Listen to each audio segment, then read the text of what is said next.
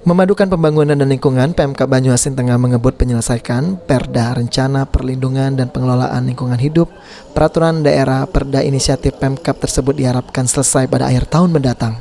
Disampaikan Bupati Banyuasin Askolani saat memperingati Hari Lingkungan Hidup di Gedung Sedulang Setudung. Peraturan daerah yang menjadi Perda Lingkungan Hidup pertama di Sumatera dan ketiga nasional diyakini memperkuat kepentingan lingkungan terhadap pembangunan yang kian pesat di Banyuasin, termasuk pembangunan Pelabuhan Internasional Tanjung Jarat.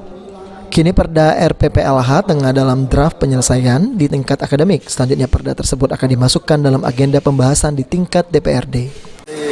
Sudah lama sebenarnya sudah kita konsep dengan dari Kementerian Lingkungan Hidup untuk menyusun persiapan membuat peraturan daerah.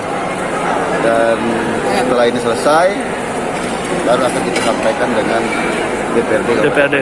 Semuanya dari proses awal, perencanaan, pelaksanaan, termasuk evaluasi juga nanti.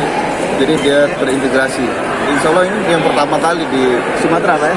Pertama kali di Sumatera Selatan. Jadi artinya seluruh pembangunan sektor-sektor ini terkait dengan... Iya, semuanya harus terencana kaitan dengan lingkungan. Karena semua ini sangat penting. Semua sendi-sendi kehidupan ini terkait dengan lingkungan semua.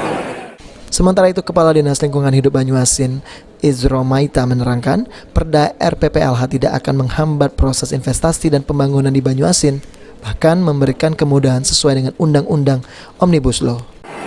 Saat ini sedang penyelesaian draft akhir konsep RPPLH ya.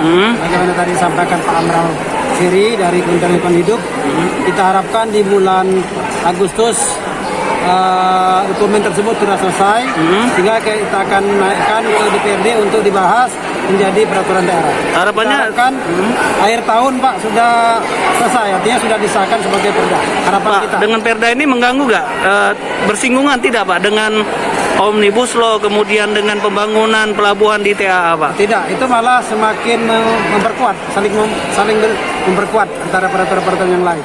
Dalam peringatan Hari Lingkungan Hidup Sedunia di Banyuasin, Bupati memberikan penghargaan ke sejumlah tokoh yang concern terhadap lingkungan. Sulaiman Pal TV.